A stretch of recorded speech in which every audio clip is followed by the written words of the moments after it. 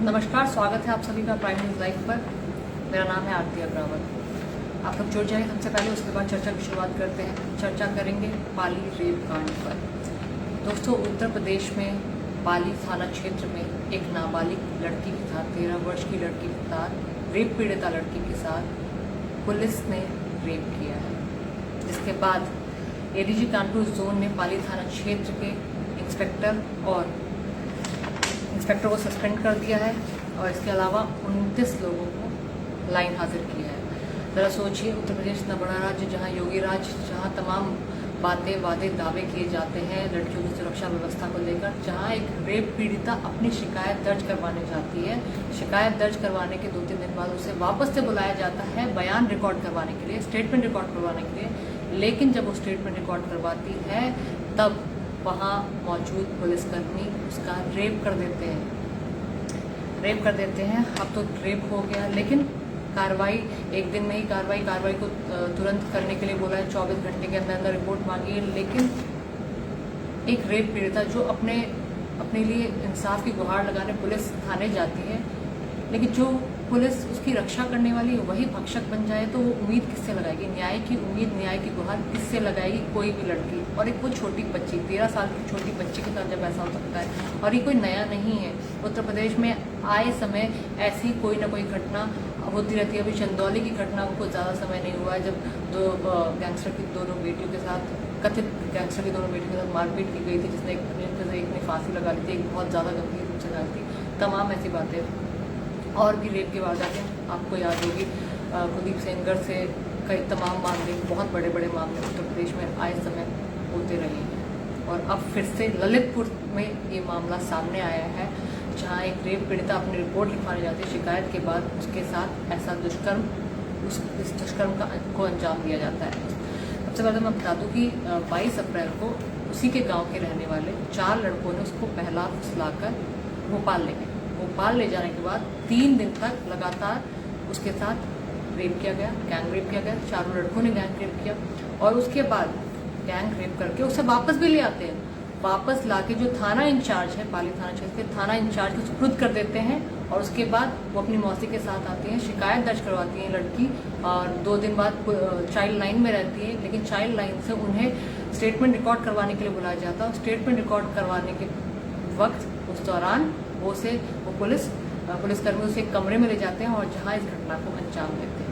सोचिए, ऐसा लगता है जिस तरह जो 4 आरोपी थे जिन्होंने गैंग रेप किया, जो आरोपी पुलिस वाले को, लड़की को सुपुर्द करके फरार हो गए हैं, ऐसा लगता है इन सबकी मिली भगत है। तभी तो ये उन्होंने कुछ कहा नहीं। वो भी इस घटना से वाकिफ थे कि 4 लड़कों ने रेप पीड़ित, वो खुद थाने सौंप कर गए हैं और उसके बाद फरार हो जाते हैं और इंस्पेक्टर साहब इस चीज़ को अंजाम देते हैं, गंदी और दर्दनाक घटना को अंजाम देते हैं। फिलहाल डीआईजी रेंज झांसी से 24 घंटे के अंदर योगी सरकार ने रिपोर्ट मांगी है। काफ़ी इस मामले में राजनीति भी होने लगी। सपा, कांग्रेस, हर कोई सरकार से जवाब मांग रहा है, सरकार पर निशाना साध रहा है। सरकार की जवाबदेही बनती है, पुलिस प्रशासन की जवाबदेही बनती है। इस मामले में फिलहाल 6 sub inspector, 6 head constable, 10 constable male और 5 महिला कांस्टेबल सहित एक ड्राइवर और एक फॉलोअर को लाइन हाजिर किया है और पूरी की पूरी रिपोर्ट डीआईजी रेंज झांसी से 24 घंटे के अंदर सौंपने के लिए कहा है। और इसमें कहा है कि कोई भी ढिलाई, कोई भी कोताही नहीं बरती जाएगी, तुरंत के तुरंत उनको रिपोर्ट देनी होगी।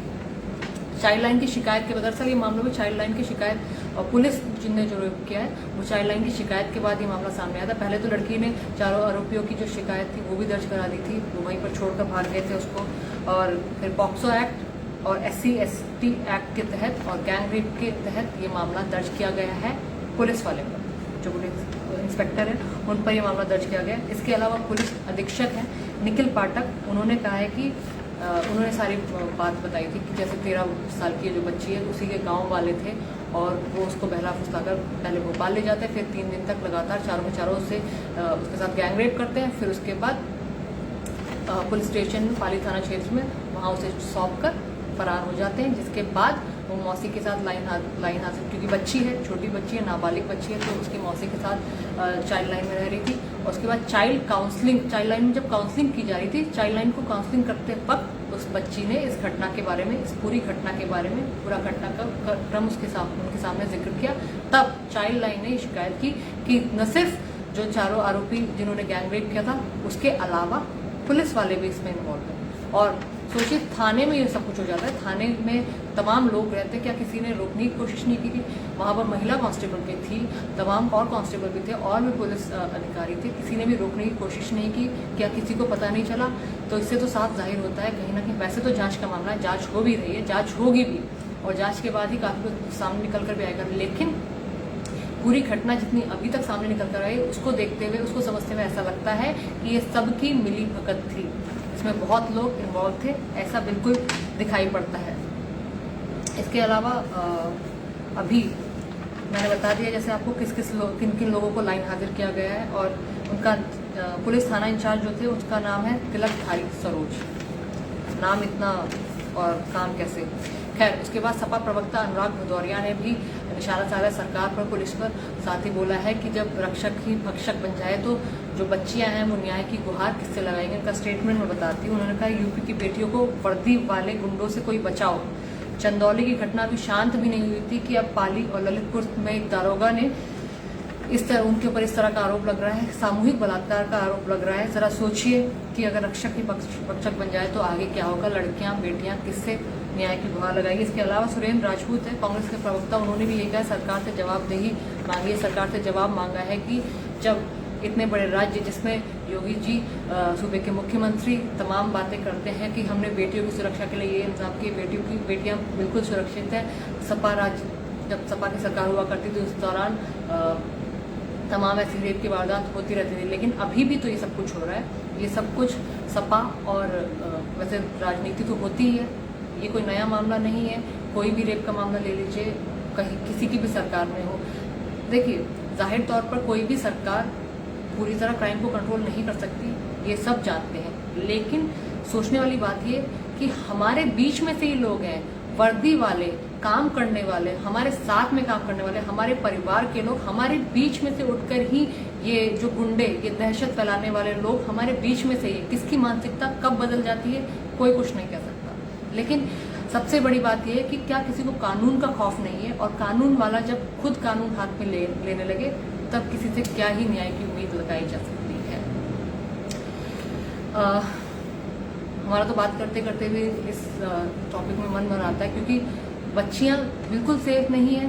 तमाम बातें की जाती है, हमेशा लगातार बातें की जाती है, निर्भया कांड को याद किया जाता है, ऐसे तमाम कांड है, तमाम रेप कांड है, सामूहिक बलात्कार वाले जिनको याद किया जाता है, हमेशा एग्जाम्पल के तौर पर दे दिए जाते हैं। लेकिन फिर वही बात, कभी बच्चियों के साथ, कभी महिलाओं के साथ। आखिरकार कब महिलाएं और लड़कियां, बच्चियां, छोटी बच्चियां, नाबालिग बच्ची, ऐसे कब तक इस तरह की वारदातें, घटनाएं चलती रहेंगी? और खासतौर पे SC/ST एक्ट के तहत भी मामला दर्ज किया गया है, और जो SC/ST वाले हैं उनके खिलाफ ज़्यादातर जो सर्वे के मुताबिक मैं आपको ये समझाने की कोशिश करूं, उनके खिलाफ ज़्यादातर ऐसी वारदातें यूपी जैसे राज्य से सामने आती है। हाँ, ये भी सर्वे कहता है, चुनाव के दौरान भी सर्वे सामने निकल कर आया था इस चीज़ को, क्राइम को लेकर, क्राइम अगेंस्ट वुमेन को लेकर, क्राइम अगेंस्ट माइनर गर्ल्स को लेकर, कि पहले के मुकाबले अब क्राइम कम हुआ है, लेकिन फिर भी वारदातें ऐसी होती जो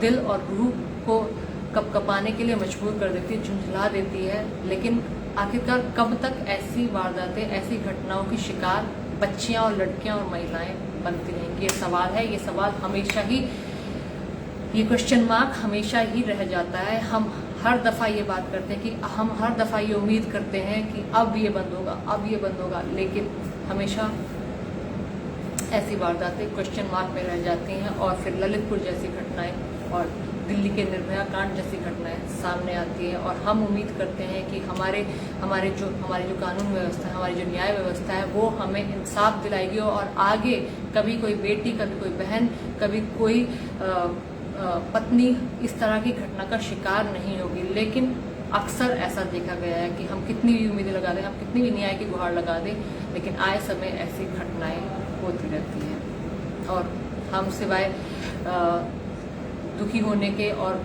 फिर से उस केस में, उस उस पर्टिकुलर केस में न्याय की उम्मीद करने के अलावा कुछ नहीं कर पाते। चलिए दोस्तों, अभी इजाज़त लेती हूँ। कल फिर मिलूंगी आपसे 9 बजे के आसपास किसी और टॉपिक पर, और अगर इस मामले में जो भी अपडेट सामने आई होगी वो भी उससे भी आपको रूबरू कराने की कोशिश करूँगी। अपना बहुत ख्याल रखिए। फिर मिलते हैं कल। गुड नाइट, शुभ रात्रि, शब्बा खैर।